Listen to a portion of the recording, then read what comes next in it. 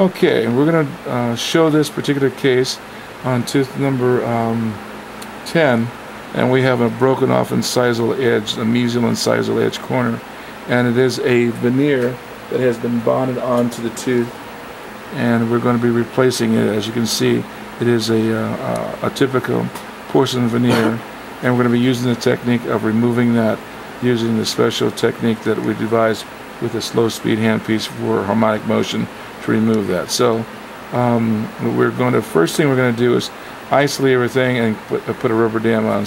Okay, we're going to start here. The reason I'm showing this handpiece, this is our traditional high-speed handpiece, and the high-speed handpiece is what most people will use, air handpiece, to remove that. It's with a diamond. What I've found, though, which is very effective, is to not use this handpiece. Instead, going back to a electric handpiece. This happens to be the high-speed version of the electric, which turns at a much slower, RPM. It isn't the RPM, the speed of the RPM, that does this. What does this is the fact that it creates the harmonic motion, and the torque continues. When you hold this down, it creates a force, a vibration. This is our tooth, and we're going to go ahead. This has been fully bonded on, but we've lost the chip off this. So what I'm going to be doing, I'm going to take it and remove it using the technique that I've come up with. I'm running this handpiece at about 150 RPMs instead of the 200, which is the maximum speed for that. And we don't use the tip, we use the side.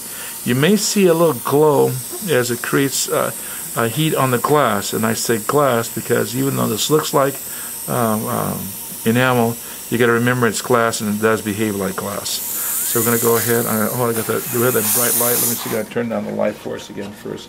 I think that light will affect us here. There, you won't be able to turn that light off, so you won't be able to see. There you go. All right, we're going to see this, and you'll see the minute fracture lines as soon as we start going, starting to occur. And they just like that, just about all off. That's just about everything. The only thing left on that is cement. Now at this stage, I would switch back over to my traditional, diamond, because the porcelain's off. The only thing that's left is just the cement that was left on the tooth, and we just kind of smooth everything out. Like it showed, it actually comes off in seconds. Now, one of the nice things, it leaves the cement layer still attached to the tooth. That cement layer acts like a heat shield, so it doesn't your tooth doesn't get bothering on that. So you come back, and we're just about finished. That's just about the whole thing. I'll probably spend a little bit more time just making sure in my margins everything is absolutely perfect. But actually, at this stage of the game, it's pretty much there. We'll change one more time. One burr change.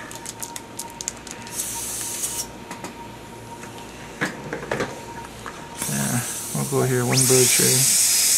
I hope this light doesn't block them out from what you need to see. Okay.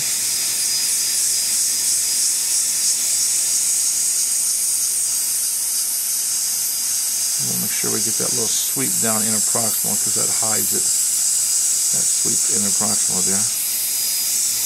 And we kind of go with a vertical correction, and not with a vertical placement, with a horizontal placement. So we want to come in horizontally to place our crown on that.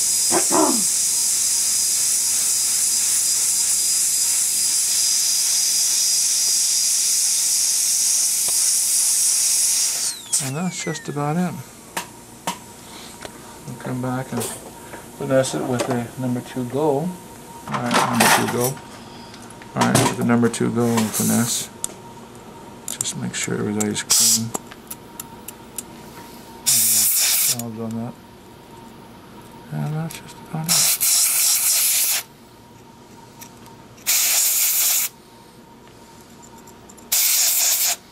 Okay, let's look one more time. Yep, that looks pretty good. I think we're about ready to, yeah. Looks good. We're going to go ahead and take our impressions. So.